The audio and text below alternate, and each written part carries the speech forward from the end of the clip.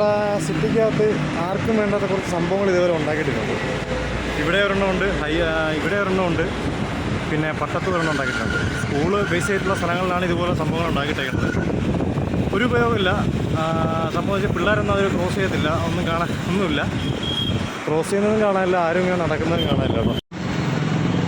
ഇതുപോലുള്ള കുറേ സംഭവങ്ങൾ നമുക്കിവിടെ കാണാൻ പറ്റും. ഉണ്ടല്ലേ, വേസ്റ്റ് ഇട്ട് കുപ്പിയൊക്കെ പൊട്ടിച്ചിട്ടാക്കിയാണ്.